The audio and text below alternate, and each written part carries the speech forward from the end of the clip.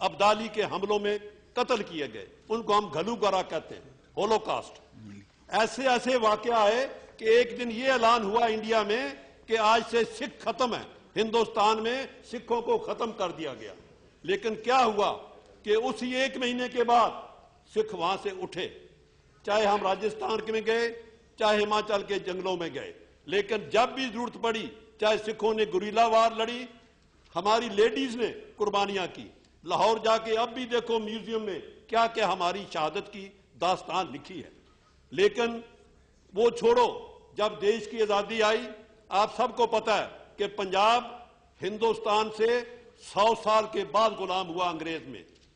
हमारा मुल्क पंजाब आजाद रहा 1849 तक, जबकि बाकी देश सारा अंग्रेज के कब्जे में था।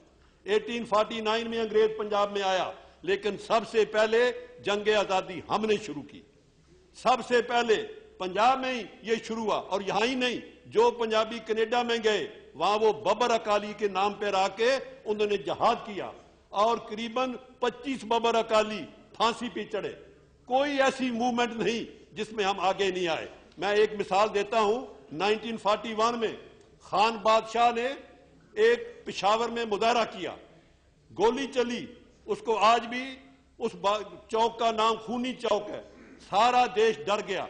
सबसे पहले अकाली जत्था ट्रेन पे चढ़ के अमृतसर से पिशावर पहुंचा, खान बादशाह के साथ खड़े हुए। कोई शहीद भगत सिंह कहां से उठा, जलियांवाला बाग का साका। आप हमें एक मिसाल दीजिए जहां हमने देश के लिए ना किया हो।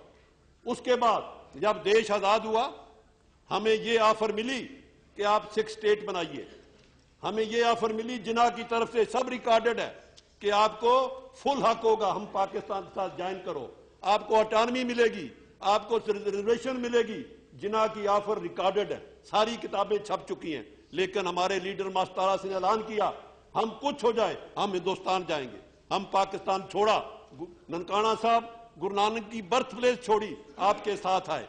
लेकिन आपने हमें दिया क्या? जब कॉन्स्टिट्यूशन बना, हमारे मेंबरों ने साइन नहीं किया। आपको रिकॉर्ड सार, हुक्म सिंह स्पीकर बने, कॉन्स्टिट्यूशन पे साइन नहीं किया। हमने प्रोटेस्ट किया कि कॉन्स्टिट्यूशन में जो राइट्स पंडित जवाहरलाल नेहरू ने हमें देने का वायदा किया वो इसमें नहीं डाले गए। ये रिकॉर्डेड है, जो मैं कह रहा हूं गलत हो मैं उसके लिए माफी मांगने को तैयार हूंगा और करेक्ट करूंगा। उसके बाद क्या हुआ, देश में सारा इंडिया लिंग्विस्टिक बेसिस पे रीऑर्गेनाइज हुआ, लेकिन पंजाब नहीं हुआ। पंजाबी सुबह मूवमेंट चली, उसमें सैकड़ों लोग शहीद हुए, 1 लाख लोग जेल में गए। सारा इंडिया रीऑर्गेनाइज, पंजाब नहीं। लेकिन बड़ी कुर्बानी के बाद ये 1966 में पंजाबी सूबा बना। लेकिन जो आज की बात है, मैं आप ज्यादा नहीं कहते हुए, चाहे देश में हमला हुआ पाकिस्तान का 2 बार, चाहे कश्मीर में हुआ, पहले कौन पहुंचा? पटियाला की फौज। जब 1948 में कश्मीर पे हमला हुआ, उसके बाद क्या हुआ? 65 की जंग, 71 की जंग। बताइए, हमारी प्रोपोर्शनेट आबादी 2% है, लेकिन जो शहादत है आर्मी में वो हमारी कितने %? जंग आजादी में काउंट करिए, जाके अभी भी जाइए काला पानी में, वहां एक सिला लगी है, आप जाके देखिए काला पानी अंडमान में कितने लोग जेल में रहे, 90% सिख रहे। आप जाके पढ़िए, जितने लोग इंडिया में फांसी लगे वो 80% सिख लगे। ये सब रिकॉर्ड पे है, लेकिन हम इसका कोई मूल नहीं मांग रहे। We are not asking for anything, just we are showing we have been patriot, we have been living for this, helping. लेकिन हमारे साथ क्या हुआ? आज से 25 साल पहले दुनिया के इतिहास में ऐसी बात नहीं हुई कि किसी धर्म के जो सबसे बड़ा स्थान हो वो उसी धर्म में, उस जहां रहता हो, उसकी सरकार उसको गिराने के लिए अपनी आर्मी भेजे। इससे बड़ा जुल्म कि अमृतसर गोल्डन टेम्पल में कौन गया? हिंदुस्तान की फौज गई। और बहाना क्या? एक आदमी को पकड़ना। एक आदमी को पकड़ने के लिए इंडियन आर्मी अंदर गई, कितने हजार आदमी अमृतसर में मारे गए, अकाल तख्त गिरा। ये रिकॉर्ड पे है, कोई गलत नहीं है। आप बेशक मेरी बात सुनिए, अगर मैं गलत कहूं इसको मैं तैयार हूं करने में। क्या ऐसी सच्चाई नहीं कि गोल्डन टेम्पल को क्यों गिराया? और यही कहा हमने एक वहां टेररिस्ट है उसको पकड़ना है। मैं उसके है जी, बोलिए बोलिए बोलिए।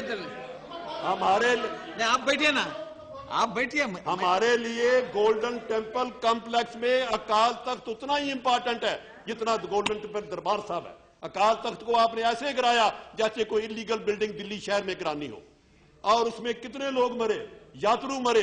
जो हमारा सरोवर था जिसमें लोग, जिसको आबे हयात कहते हैं, वो खून से भरा, वो सारे लोगों ने दुनिया भर में देखा। और वो ही नहीं, आपने कर्फ्यू लगाया पंजाब में, और उसको अपने वुड रोज, पहले वो ब्लू स्टार, ये वुड रोज, और वुड रोज में आपने कितने हजार सिख नौजवान मारे।